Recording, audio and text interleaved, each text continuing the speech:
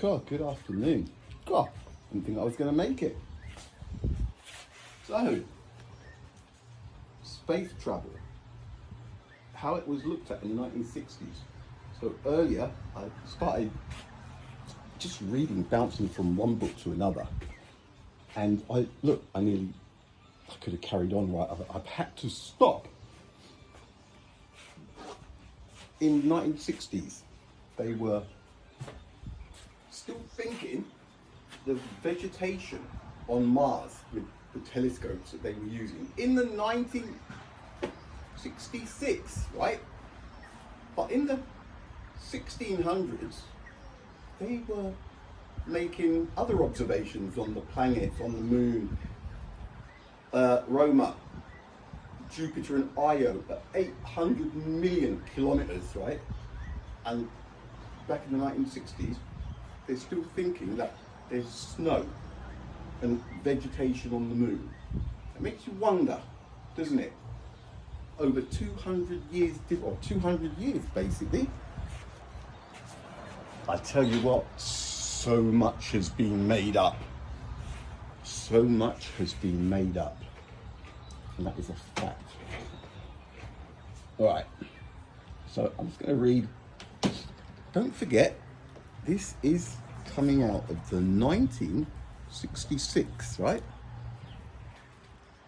So we're gonna go over. I haven't read it. I've just gave it a quick going over, just to see if I have to read everything, and I don't, because there's But 1966. This is coming from. This is what was going on 3 years before they launched for the moon. All right, space travel. The first men on the moon will land from a spacecraft. They will wear pressurized spacesuits that compensate for the absence of any atmosphere on the moon and protect them from radiation. They will be able to move about easily because the moon's gravity is only about 1/6 that of the Earth. Everything will weigh less. The sky will be black all the time, and the landscape bleak, rugged, and silent. So they're already telling people that the sky is going to be black. No stars. Well, that's a bit strange, isn't it? You'd think with no light pollution whatsoever that it would be pretty damn impressive. In fact, you go somewhere where there's no light pollution and look at the sky. What would it be like on the moon? It would be unbelievable. But no, black. That's what they say. Right, here we go. Space travel is man's greatest adventure, the chance to explore the moon, the planets, and the stars. Giant rockets carry explorers into space. A roaring blast of flame lifts a rocket from the ground. Climbing into the sky, the rocket leaves a white trail. Then it speeds out of sight into space, where the sky is always black and the stars always shine. The rocket may carry men on their way to explore the moon, or it may carry scientific instruments to explore a distant planet. They are telling you what is coming in 1969. The space age began on October the 4th, 1957. On that day, Russia launched Sputnik 1, the first artificial satellite to circle the Earth. In the next 3 years, the United States and Russia sent many rockets into space carrying scientific instruments around the Earth, to the moon and towards the planets. Man made his own first journey into space on April the 12th, 1961, when a Russian Air Force officer, Yuri Gagarin, circled the Earth in a spaceship. 3 months later, another Russian airman, German Titov, sped round the Earth 17 times in 25 hours. On February 20th, 1962, John H. Glenn became the first American astronaut to circle the Earth, orbiting it 3 times. In the years that followed, many successful space flights carried Americans and Russians for total distances of millions of miles around the Earth, and plans were made for a trip to the moon. Space probes have investigated the planets of Mars and Venus. Television cameras have sent back to the Earth pictures from spacecraft hurtling to the surface of the moon. Today, several astronauts can orbit the Earth together in one spaceship. Astronauts in separate spaceships can make successful rendezvous in space. In the few years since the space age began, men have found many uses for space travel. A new field of medicine called space medicine came into being to study the problems of living and working in space. Weather forecasts receive warnings of approaching storms with pictures taken by weather satellites. Aeroplane pilots and ship captains can map their position from signals broadcast by navigation satellites.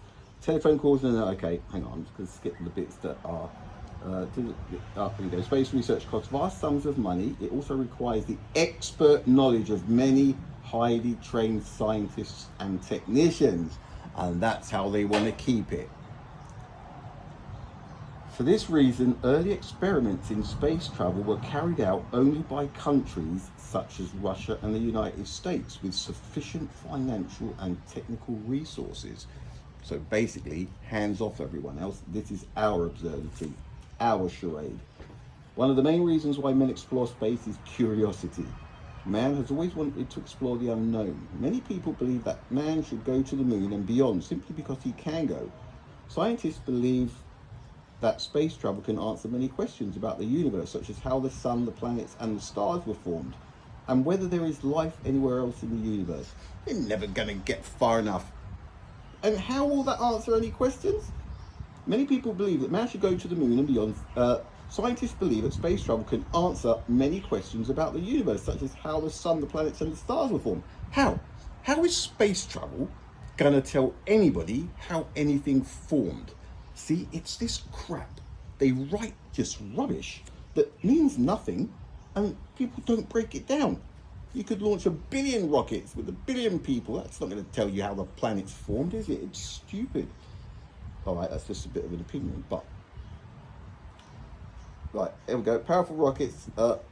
As increasingly powerful rockets are designed and built, men will be able to travel through other planets and perhaps even as far as the stars to challenge the unknown.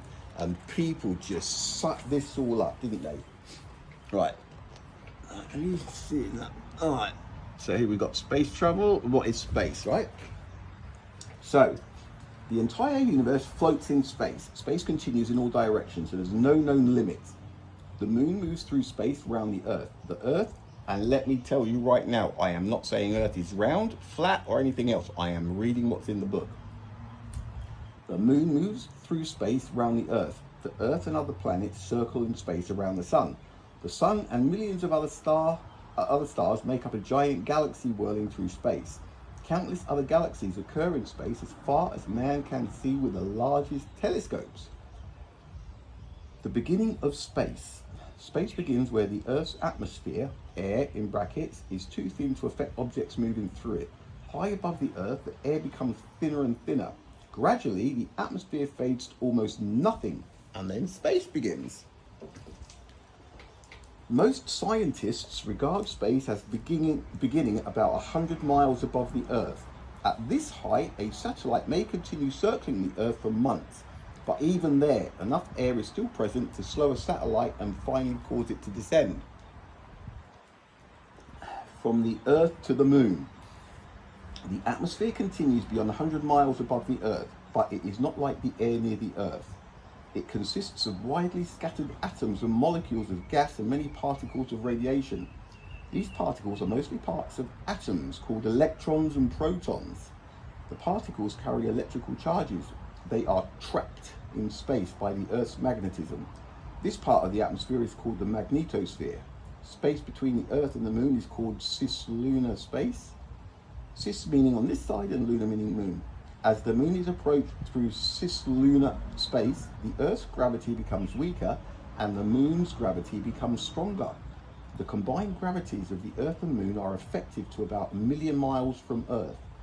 Space to this distance is sometimes called translunar space. See, how would they have worked that out? Oh, God. Lies. Space near the planets is called interplanetary space. Yeah, you'll probably be going next week. The sun's gravity controls objects in interplanetary space, but each planet and moon also has its own gravity. Vast distances separate the bodies that move in interplanetary space. The Sun is about 93 million miles from the Earth. Venus, the closest planet to the Earth, approaches to within about 25 million miles of Earth. Mars comes no closer than 34 million miles. A trip to Mars and back could take about 17 months. Interplanetary space reaches far beyond Pluto, the most distant planet. There you go. In 1966, Pluto still had planet status. Where are we? It ends where the sun's gravity is no longer effective, perhaps 50,000 million miles from the Earth. So what's that? 50,000 million. It's like 50 billion, isn't it? To the stars and beyond. The next region, interstellar space, so you'll probably be going there the week after next. Space between the stars has even greater distances. Proxima Centauri, the star nearest to our solar system, is more than 25 million miles away. To cover such a great distance within his lifetime, a man would have to travel almost as fast as light. Interstellar space reaches distances impossible to imagine. Then intergalactic space, space between the galaxies. It begins, but never ends. They'll probably be going intergalactic soon as well. Probably at the end of next month, I say, if they stay on course. Right, here we go. So we've got a launch vehicle, then we've got the building block idea, then piggyback, then, right, here we go. Project Apollo launch vehicles. Don't forget, this is 3 years before going to the moon. Project Apollo launch vehicles are part of the American plan to land men on the moon. These vehicles are called Saturn. Saturn 1 and Saturn 1B can be used to launch spacecraft into orbit around the Earth. Saturn 5 will carry the Apollo spacecraft to the moon. This giant launch vehicle is 33 feet wide and almost 300 feet tall without its spacecraft. It can launch 130 tons into orbit around the Earth. It can't launch Pyramid Giza. I mentioned that. Nuclear rockets will be put to work in the 1970s. These rockets get much more power from each pound of fuel than any rocket used now. Power comes from a nuclear reactor inside the rocket. The reactor creates intense heat that changes liquid hydrogen to gas. The gas shoots from the tail of the rocket and drives the rocket forward. Engineers will first use nuclear rockets as upper stages of such launch vehicles as the Saturn V. Did that ever happen? No. Right, space travel. All right, this is all about satellites, that page, so we'll skip that. And here we go. Space probes are used to explore space at various distances from Earth. 4 main kinds of probes are sounding rockets, lunar spacecraft, interplanetary probes, and planetary probes. Sounding rockets carry instruments into the upper atmosphere and space near the Earth. They are the chief means of exploring regions too close for satellites to orbit. They may have instruments that measure the temperature and pressure of the atmosphere as well as radiations from space. Engineers also use sounding rockets in test flights of satellite instruments. A sounding rocket soars to heights of 50 to 4,000 miles. Then it falls back and hits the Earth or burns up in the atmosphere. Most sounding rockets use solid fuel. Right.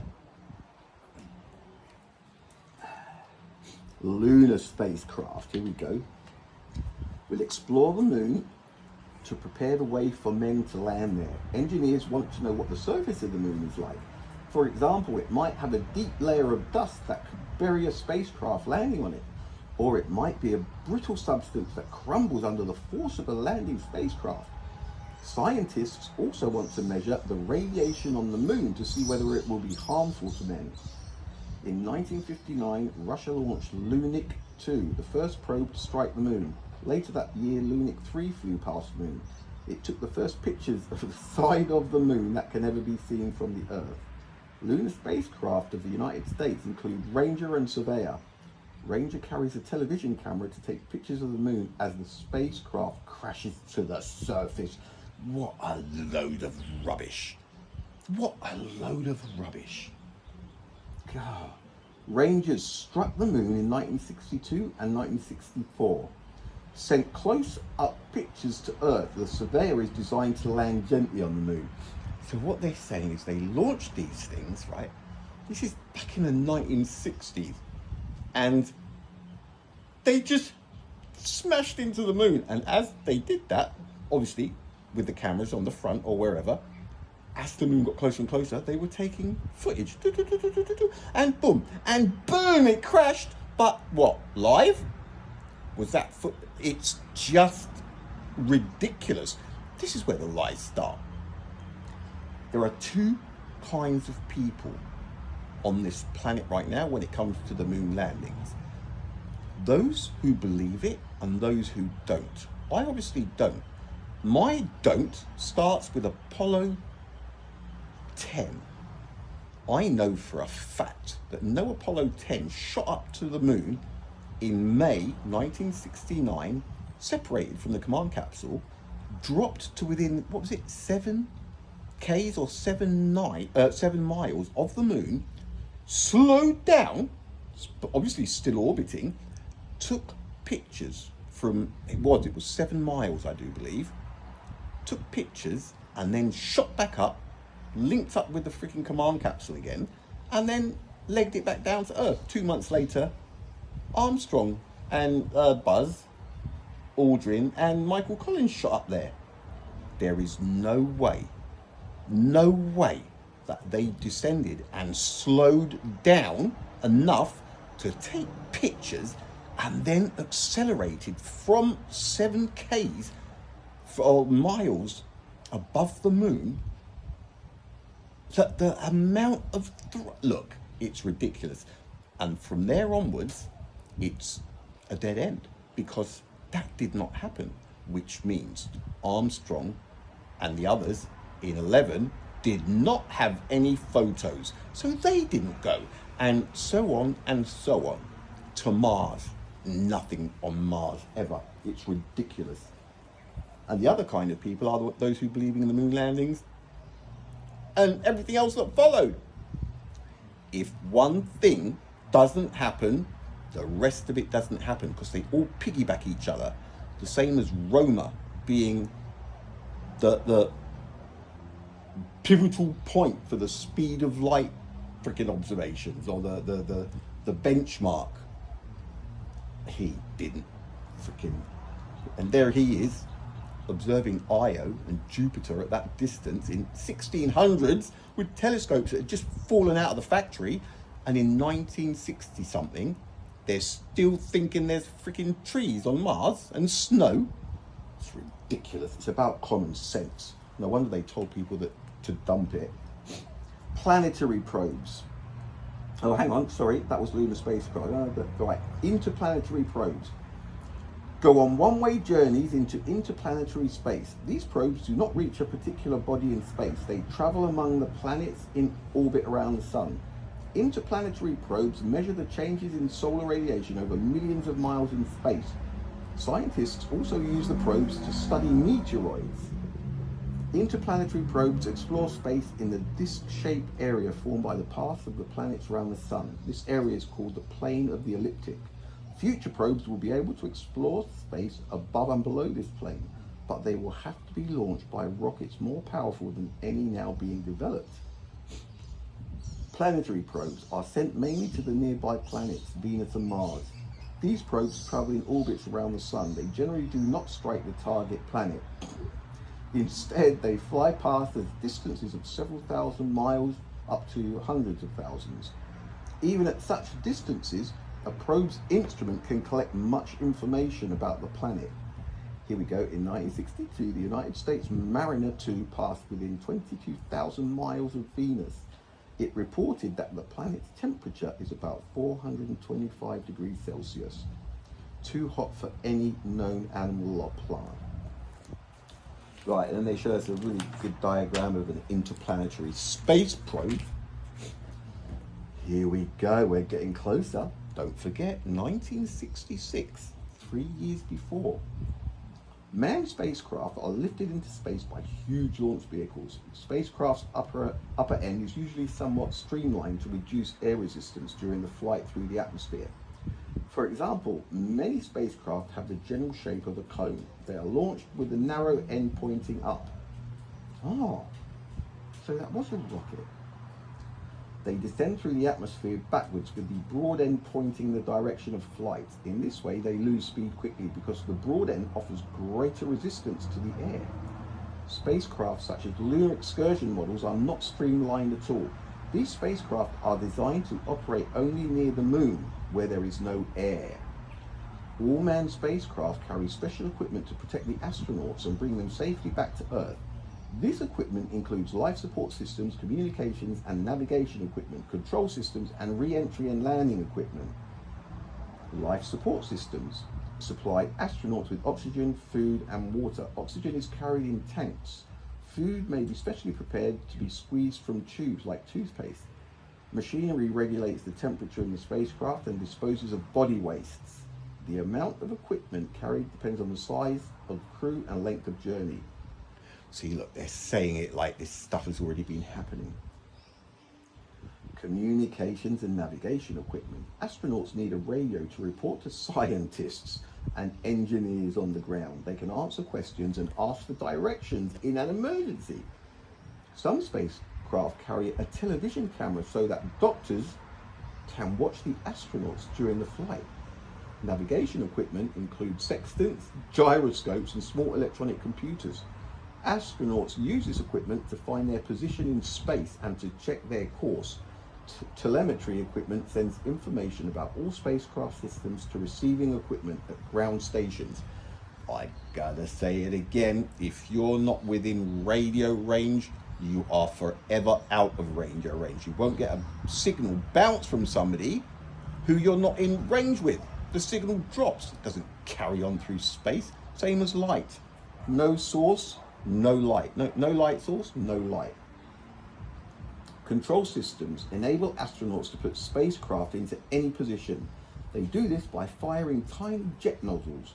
The nozzles are located at various places on the outside of the craft. By operating these jets, an astronaut can tilt the craft, point it to either side, and roll it to right or left.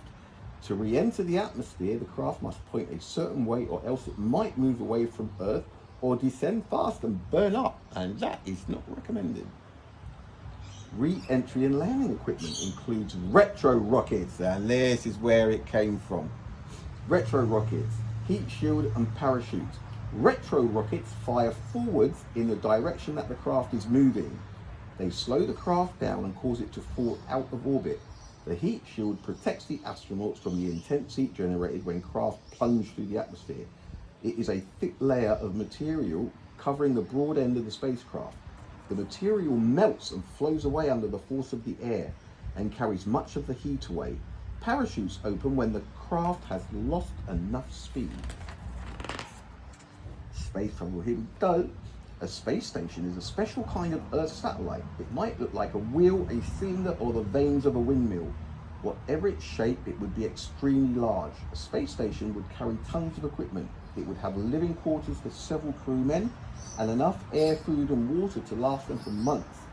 The station might be a laboratory for scientists and engineers, or it might be a stopping off place where space travelers could transfer from a rocket from Earth and board another to a planet.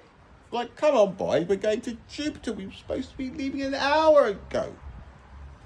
Have people that have been delayed leaving Earth.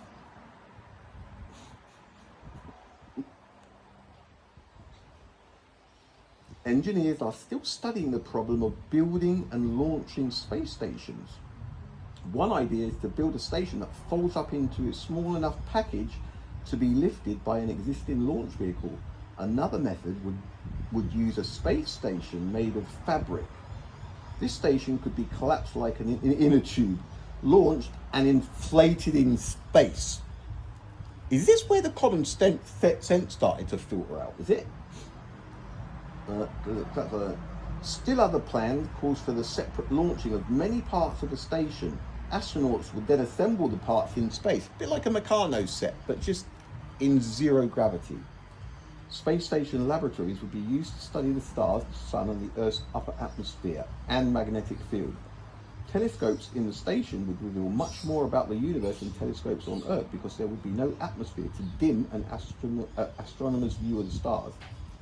Physicists would perform experiments to check the laws of nature and to test scientific theories. For example, they could compare the time kept by atomic clocks in the station with that kept by clocks on Earth. Yeah, all right. What was it? Approximately 300 billionths of a second out in 1971. See, they oh, hang on. This is before.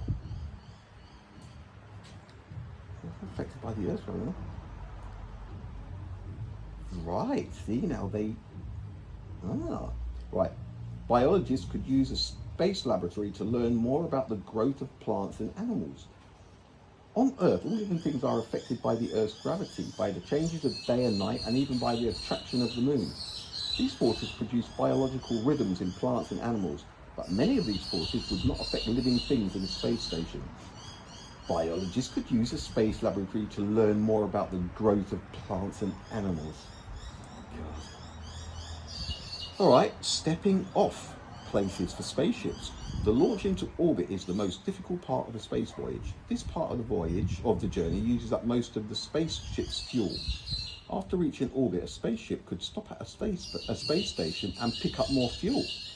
It could then continue its journey deeper into space. It would be a difficult and costly job to keep a space station stocked with fuel, but it might make possible some trips that otherwise could not be made.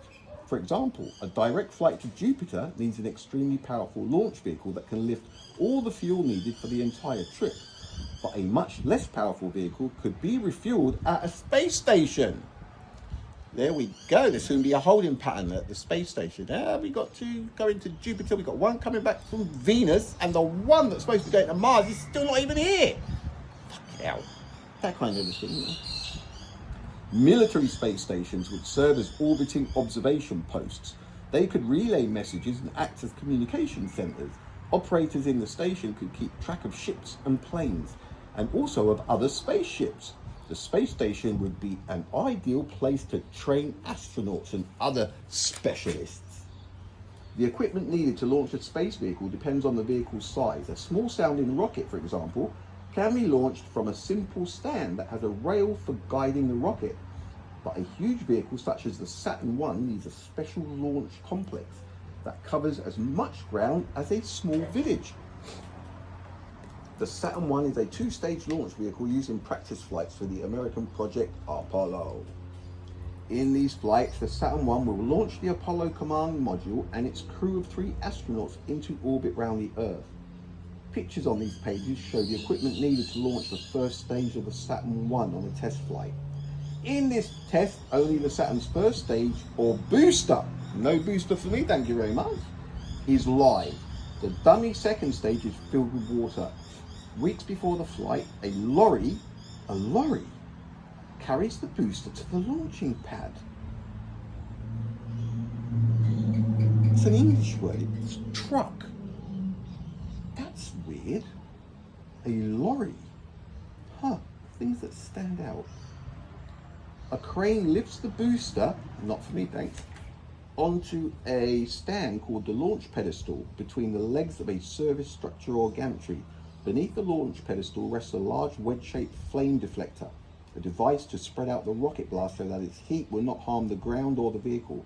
Workers then attach the dummy second stage and payload on top of the booster. The workers use lifts in the gantry to reach any part of the vehicle.